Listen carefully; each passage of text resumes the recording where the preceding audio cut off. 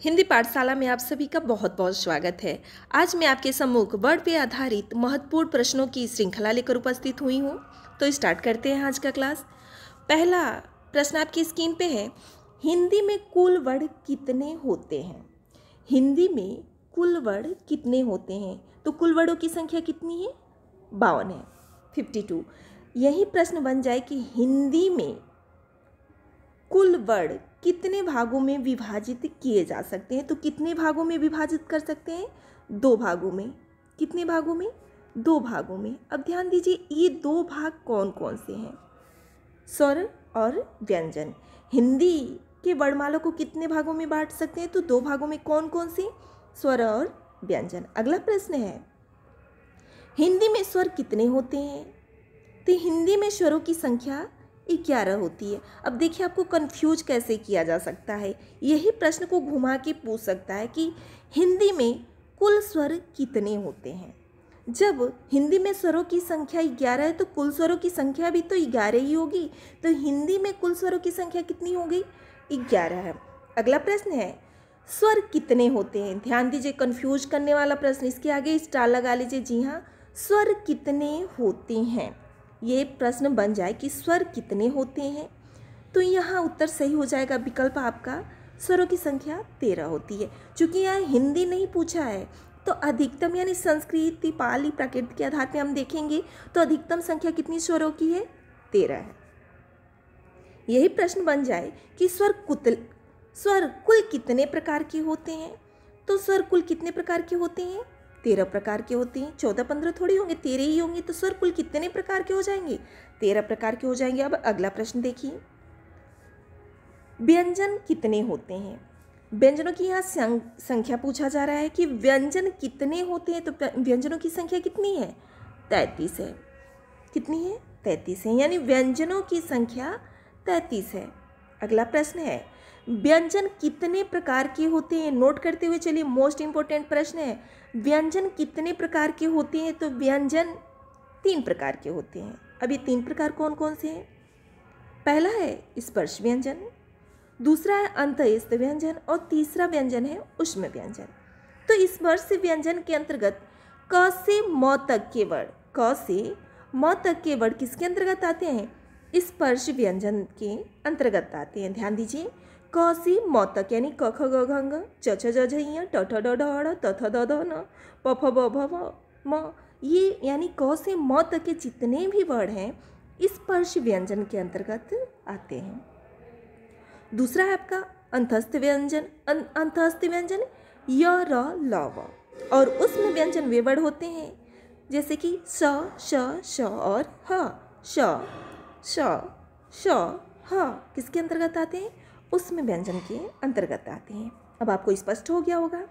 8वें number का प्रश्न है, देखिए क्या कह रहा है, संयुक्त व्यंजन कितने प्रकार के होते हैं? संयुक्त व्यंजन की प्रकार पूछा है तो संयुक्त व्यंजन 4 प्रकार के होते हैं। संयुक्त व्यंजन कितने प्रकार के होते हैं? 4 प्रकार के होते हैं। अब कौन कौन से हैं?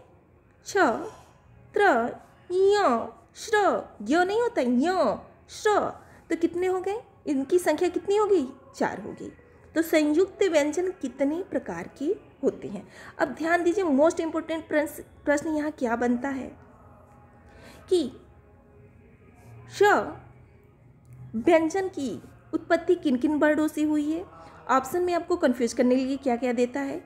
पहले तो दे देगा क, श, यानी इन 2 वर्डों की योग से होती है, जबकि ये क्या है? गलत है, क्योंकि श की उत्पत्ति अर्ध क और स की योग से होता है। स्पष्ट हो गया होगा। अब ऐसे ही त्र जो संयुक्त वर्ड है, इसकी उत्पत्ति किससे होती है? तो इस संयुक्त व्यंजन की उत्पत्ति अर्ध त धन पूरे किससे हो रही है? र से हो रही। किसकी उत्पत्ति? त्र की उत्पत्ति। ऐसे ही य नहीं होता है, य जब आप बोलेंगे तो इसमें वो वर्ड भी छुपा हुआ है। अब क्या क्या है य में? ध्यान दीजिए, ज अर्ध ज, धन य की उत्पत्ति। स्पष्ट हो गया होगा। अगला बढ़ते हैं। श्र चौथा आपका है श्र। तो अर्थ श बड़ा, इसे आप बड़ा स कहते हैं, जबकि इसे तालव्य स कहा जाता है। श और र से श्र वर्ण की उत्पत्ति होती है। स्पष्ट हो गया। 9वें नंबर के प्रश्न पे विचार किया जाए। प्रश्न भी पूछा हुआ है, छ वर्ण के पूर्व कौन सा वर्ण होता है? छ वर्ण के पूर्व कौन सा वर्ण होता है? जो कि इसका उत्पत्ति अभी बताएं किन दो वर्णों की इसका योग से होता है। तो अर्ध क और स के योग से छ वर्ण की उत्पत्ति होती है। तो कह रहे छ वर्ण के पूर्व कौन सा वर्ण होता है? तो ध्यान दीजिए, इससे पूर्व यानी इससे पूर्व श क ही तो है। पुनः एक बार समझिए, इसका जो योग हो रहा है यानी इससे पूर्व कौन सा है? क है। इससे पूर्व क ही तो है। तो इसकी उत्पत्ति किससे हो रही है? जी हाँ, ऑप्शन में क भी आपको मिलेगा और श भी मिलेगा। क से हुआ है। किससे हुआ है? क। पुनः एक बार समझिए इसको, श से पूर्व पहले क्या है? क है। तो उत्पत्ति किससे हो रही है? क से हो रही है। यानी पूर्व कौन सा वर्ण आता है? यहाँ आता पूछ रहा है, तो कौन सा वर्ण आता है? अर्ध क।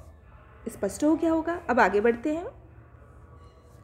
10वें नंबर का प्रश्न आपकी स्क्रीन पे है, ह्रस्व स्वरों की संख्या कितनी होती है? या ह्रस्व स्वर की संख्या है कितनी है? तो 4 हैं। इसके साथ साथ जान लें कि ये 4 वर्ण कौन कौन से हैं, ये 4 स्वर कौन कौन से हैं।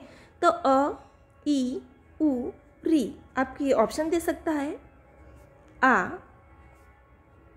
ई, ए और उ। निम्नलिखित में से ह्रस्व वर्ण कौन से हैं? तो ध्यान दीजिए, कौन से ह्रस्व वर्ण हो जाएगा? उई तो होगा। स्पष्ट हो गया होगा। अभी और बहुत सारे प्रश्न हैं जो आपको कन्फ्यूजन दे सकते हैं। उस सारे कन्फ्यूजन को दूर किया गया है इस वीडियो में। कह रहा है 11वें नंबर का प्रश्न, दीर्घ स्वरों की संख्या कितनी है? दीर्घ स्वरों की संख्या। तो दीर्घ स्वरों की संख्या कितनी है? 7 है। ऊपर ह्रस्व स्वर की संख्या कितनी बताई गई है? 4 बताई गई है। तो 7 और 4 मिलके कितना हो जाएगा? 11 ही तो होगा। तो कुल स्वरों की संख्या यहाँ आ गया। तो कह रहा है कि ह्रस्व दीर्घ स्वरों की संख्या कितनी है? तो दीर्घ स्वरों की संख्या 7 है। अब कौन कौन से हैं?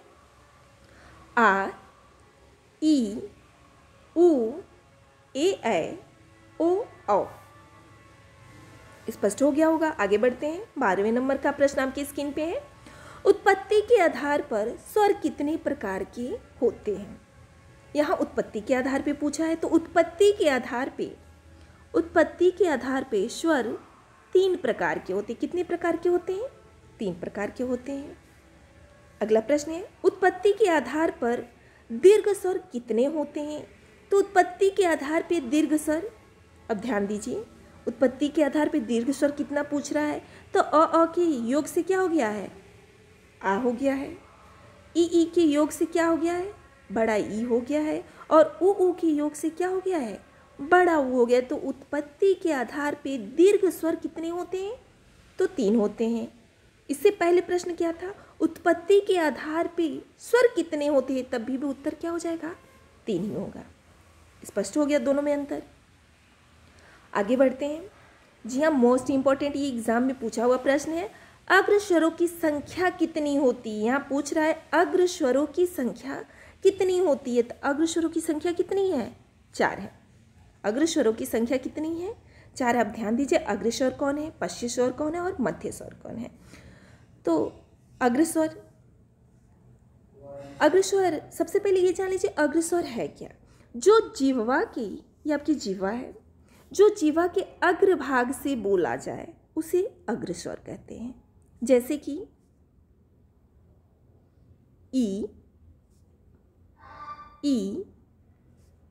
ए और ऐ अग्र स्वर के अंतर्गत आते हैं। और मध्य स्वर, ये परीक्षा में पूछा गया है। मध्य स्वर क्या है? मात्र मध्य स्वर अ है। अ मात्र एक ऐसा स्वर है जो जिह्वा के उच्चारण के समय मध्य से बोला जाता है। जैसे आप बोली अ, तो आपको खुद ऐसा प्रतीत होगा मध्य स्वर क्या है? अ है। स्पष्ट हो गया होगा। आगे बढ़ते हैं। अब पश्च स्वर क्या है? जिह्वा के जो पीछे भाग, अभी मैं बताऊं कि जिह्वा के जो अग्र भाग से बोला जाता है उसे अग्रस्वर कहते हैं। जिह्वा के जो मध्य भाग से बोला जाए उसे मध्य स्वर कहते हैं। यानी मध्य में क्या आ जाएगा? अ आ जाएगा। अग्र में ई और ए आ जाएगा। और कह रहा पश्च स्वर में आ, उ, ओ और औ आ जाएगा। तो आपका ट्रिक हो सकता है, इसका ट्रिक मैं बता दे रही हूँ ताकि आपको दिक्कत ना हो। अग्र स्वर में पुनः एक बार बताया, आपको बिल्कुल कंफ्यूज नहीं होना है, घबराना नहीं है, आराम से चलेंगे हम। ई, ए और ए अग्र में, मध्य में अ, और बाकी जो कुछ भी बचा वह किस में हो जाएगा? पश्च स्वर में हो जाएगा। बाकी जो कुछ भी बचा वो किस में हो जाएगा? पश्च स्वर में हो जाएगा। स्पष्ट हो गया होगा। अब आपको बिल्कुल कंफ्यूज नहीं होना है। 15वें नंबर का प्रश्न आपकी स्क्रीन पे है। संयुक्त स्वर कितने होते हैं? ध्यान दीजिए, यहाँ संयुक्त स्वरों की, जैसे कि ऊपर संयुक्त व्यंजन बताए गए वैसे ही संयुक्त स्वर भी होते हैं। तो संयुक्त स्वर कितने होते हैं? जी हाँ, संयुक्त व्यंजन भी 4 होते हैं और संयुक्त स्वर भी क्या होते हैं? 4 होते हैं। अब ये संयुक्त स्वर 4 कौन कौन से हैं? तो ध्यान दीजिए, मैं यहाँ पूरा फार्मूला ही लेकर उपस्थित हूँ। ए, ऐ, ओ, औ क्या हैं? ये चारों संयुक्त स्वर है। क्या है? संयुक्त स्वर है। अब देखिए इनकी उत्पत्ति कैसे हुई है। चूँकि ये प्रश्न नहीं बनना चाहिए लेकिन समझाने के लिए मैंने इसे ले ली हूँ। और ई के योग से क्या बना है? ए बना है। और ए के योग से क्या बना है? ऐ बना है। और अ उ के योग से ओ बना है। और ओ के योग से औ बना है। तो स्पष्ट हो गया संयुक्त स्वर कितने हैं? संयुक्त स्वर 4 हैं। आगे बढ़ते हैं। 16वें नंबर का प्रश्न, वर्गीय व्यंजन किसे कहते हैं? वर्गीय व्यंजन किसे कहते हैं? तो ध्यान दीजिए, स्पर्श व्यंजन को ही वर्गीय व्यंजन भी कहते हैं। प्रश्न जब आया था बच्चे बहुत परेशान हुए थे, वर्गीय व्यंजन किसे कहते हैं? तो स्पर्श व्यंजन को ही वर्गीय व्यंजन कहते हैं। स्पष्ट हो गया होगा। ये भी प्रश्न आपका टीजीटी में पूछा हुआ है, टेट में पूछा हुआ प्रश्न है, उच्चतर में ये पूछा था। स्पर्श संघर्षीय व्यंजन किसे कहते हैं? तो च, छ, ज और झ को स्पर्श संघर्षीय व्यंजन कहते हैं। चूँकि पूछा था कि इनमें से कौन सा स्पर्श संघर्षीय व्यंजन नहीं है, तो जब आपको ये पता रहेगा कि च, छ, ज, झ स्पर्श संघर्षी हैं, तो इसके अलावा जो भी होगा, क हुआ, प हुआ, ट हुआ, न हुआ, जो भी वर्ड होंगे वही तो स्पर्श संघर्षी नहीं होंगे। तो आपको क्लियर हो गया होगा। हाँ, ये भी प्रश्न बन सकता है इनकी संख्या कितनी है? तो स्पर्श संघर्षीय व्यंजनों की संख्या कितनी है? 4 है। क्लियर हो गया होगा। आगे बढ़ते हैं। दूसरा प्रश्न है संघर्षीय व्यंजन। ऊपर आपने पढ़ा स्पर्श संघर्षीय व्यंजन और नीचे आपका है संघर्षीय व्यंजन। स्पर्श संघर्षीय यानी जिसका स्पर्श यानी एक दूसरे को स्पर्श करते हुए, संघर्ष करते हुए वायु बाहर निकले, यानी कि च, छ, ज, झ, उसे स्पर्श संघर्षीय व्यंजन कहते हैं। और संघर्षीय व्यंजन वे व्यंजन वर्ड होते हैं जिनके उच्चारण करते हुए वायु संघर्ष यानी रगड़ खाते हुए बाहर निकले, जैसे कि श, श, श। जैसे कि अभी इनके कितने व कौन कौन से, तो इनकी संख्या कितनी है? 3 है। और ये 3 कौन कौन से अभी बताया गया है। इसको भी लिख लीजिए। जिसे आप बड़ा स कहते हैं, इसे तालव्य व्यंजन कहते हैं। क्या कहते हैं? तालव्य व्यंजन। स्पष्ट हो गया होगा। दूसरा जो है जिसे आप खटखोड़ करते हैं, इसे मूर्धन्य व्यंजन कहते हैं। क्या कहते हैं? मूर्धन्य व्यंजन। और तीसरा जो है जिसे आप छोटा सा कहते हैं, इसे दंत स भी कहते हैं। दंत स व्यंजन नहीं, दंत स कहते हैं। तालव्य स, मूर्धन्य स और तीसरे यानी छोटे को दंत स कहते हैं। स्पष्ट हो गया होगा। आगे बढ़ते हैं। 19वें नंबर का प्रश्न आपकी स्क्रीन पे। अयोगवाहक कितने होते हैं? जी हाँ, इस क्वेश्चन के भी आगे आप डबल स्टार लगा लीजिए। यह आपकी परीक्षा में पूछा हुआ प्रश्न है।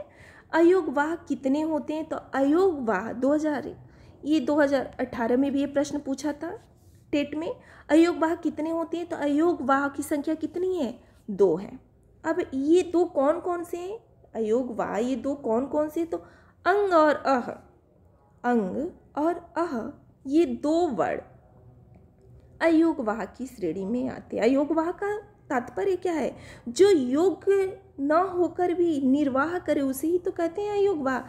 तो वे वर्ड जो न पूर्ण रूप से स्वर है न पूर्ण रूप से व्यंजन है, उन्हें हम क्या कहते हैं? अयोग वाहक वर्ड कहते हैं। तो इनकी संख्या कितनी है? 2 है। अब ये कौन कौन से हैं? अंग और अह। स्पष्ट हो गया होगा। अगला प्रश्न 21वें नंबर का प्रश्न है, स्वर तंत्रीय वर्ड कौन कौन सा है? स्वर तंत्रीय वर्ड कौन कौन सा है? क्षमा चाहूँगी, स्वर तंत्रीय वर्ड कौन सा है? क्योंकि एक ही है। तो ह जो वर्ड है वह स्वर तंत्रीय वर्ड के अंतर्गत आता है। आप उच्चारण करिए और स्वयं ह का उच्चारण करिए और अपने गले के पास हाथ से टच करिए। आपको स्वतः ही पता चलेगा कि जब ये इसका उच्चारण किया जा रहा है, यानी कि हाँ, हम जैसे ही बोल रहे हैं हमारी जो स्वर तंत्रियाँ वो क्या हो रही है? झंकृत हो जा रही हैं। इसीलिए ह स्वर तंत्रीय वर्ड कहलाता है। दूसरा, इसी से संबंधित दूसरा प्रश्न, काकल्य वर्ड कौन सा है? काकल्य वर्ड कौन सा है? तो ह वर्ड काकल्य वर्ड के अंतर्गत आता है। ह वर्ड काकल्य वर्ड के अंतर्गत आता है। स्पष्ट हो गया होगा। आगे बढ़ते हैं। 23वें नंबर का प्रश्न, पार्श्ववर्ग, पार्श्ववर्ग ये गलत हो गया है, टाइपिंग में गलत हो गया है। इसका होगा, लिख लीजिए आप, पार्श्ववर्ग व्यंजन कौन वर्ड माना जाता है? यानी कि वे कौन से वर्ड हैं जो पार्श्व व्यंजन कहलाते हैं? तो ल वर्ड पार्श्व व्यंजन है। यानी कि आप जब इसका उच्चारण करें, यानी कि बोल रहे हैं ल, तो जीवा अंदर की तरफ मुड़ रही है और वायु जीभ के दोनों साइड से क्या हो जा रही है? निकल जा रही है। तो इस व्यंजन वर्ड को पार्श्विक व्यंजन कहते हैं या पार्श्व व्यंजन कहते हैं। स्पष्ट हो गया होगा। बहुत जल्दी मैं अल्पप्राण, महाप्राण, घोष और सघोष पे भी वीडियो बनाऊंगी और बहुत जल्दी। आपको बिल्कुल परेशान नहीं होना है, बहुत आराम से चलना है। उच्चारण स्थान से जितने भी प्रश्न बनेंगे उन सारे प्रश्न को अगले वीडियो में कवर करेंगे। आज का वीडियो आपको कैसा लगा? अपने विचार और सुझाव को कमेंट बॉक्स में लिखना मत भूलें। अपने मित्रों और सहपाठियों में वीडियो को शेयर जरूर करें। इसी के साथ मैं वाणी को विराम दूंगी। आप सभी से इजाज़त लेना चाहती हूँ। धन्यवाद।